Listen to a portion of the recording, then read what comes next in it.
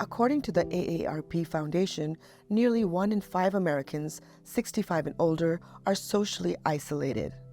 Many factors like health issues, death of a loved one, or even adjusting to living in retirement can cause people to become disconnected from family, friends, and community support networks. In the case of Sanjay Chhugani, he became socially isolated because of his sexual orientation. He struggled to find his place in the community he was born into, and as he got older, he began feeling completely alone. I realized, I think, maybe even in kindergarten, at that young age, that I was attracted to my, classmates. I was like, what is this happening? That's the furthest I can remember, that was quietly sat inside me. Did you share it with anyone?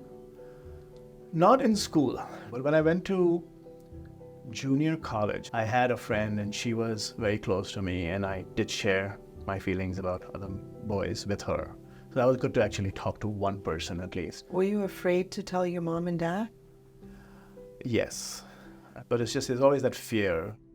With lingering fears that often haunt South Asian LGBTQ+ people, Sanjay kept to himself. A few years later, Sanjay came to the US for higher education. That was the beginning of his painful isolation.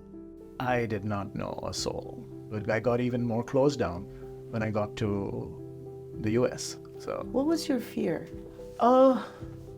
People have all these misconceptions about being gay, and all that played into it. Just the fear of talking about it. Fear of rejection is what it comes down to.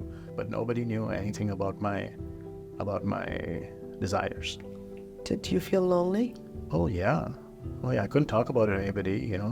More so, the loneliness came up when I started working after that. He moved to California for a new job. Even though his career was flourishing, he was slipping into depression.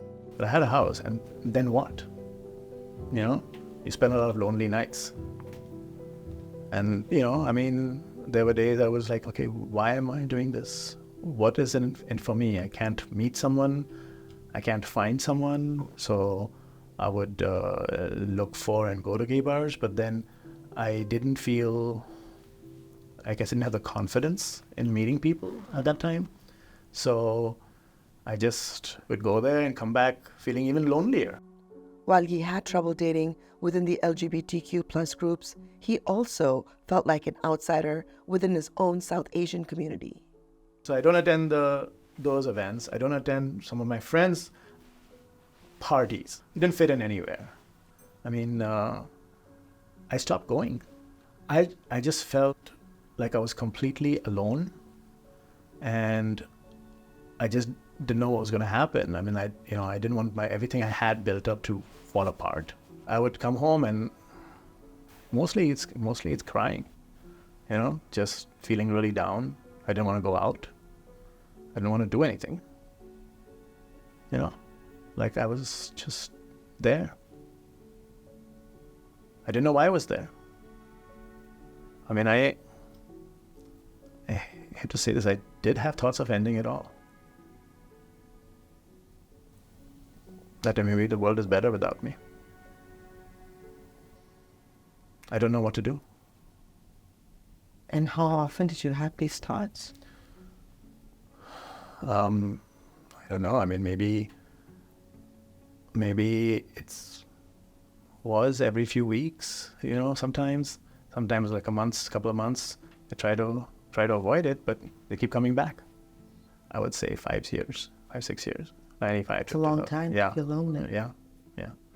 The single reason that prevented him from acting on these thoughts was his love and responsibility towards his mother and others who depended on him. And one day, he found a ray of hope. There's a magazine which was out called Chhugani, the South Asian LGBTQ+ group in the Bay Area. And they had a resources page at the back. That day, my life changed forever. And some of these people are my friends till today.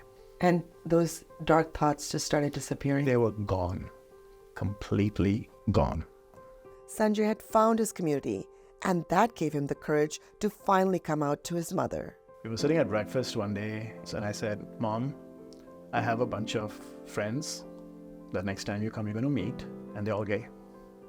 And so am I. And then first she was really quiet.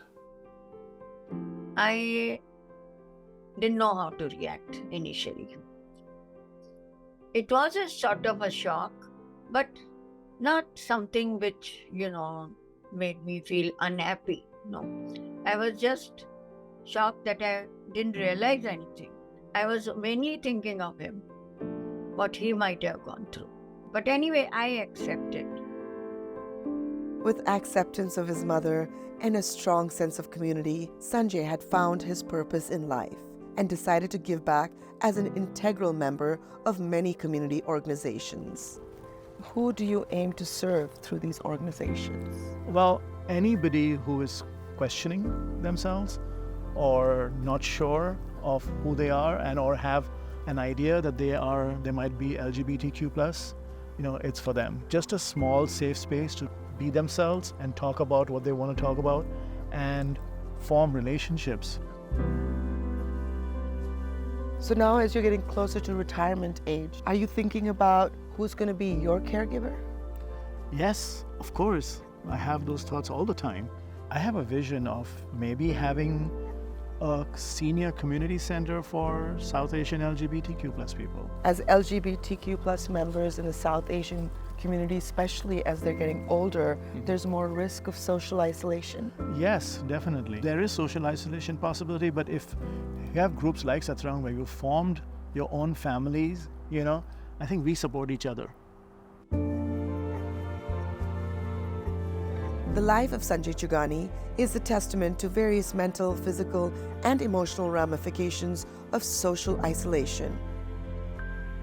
Fortunately, Sanjay overcame these struggles by forming a cord of support through his mother, his family, his friends, and connections with resources that pulled him out of his isolation. And now, he has become a cord of strength for those who are also struggling.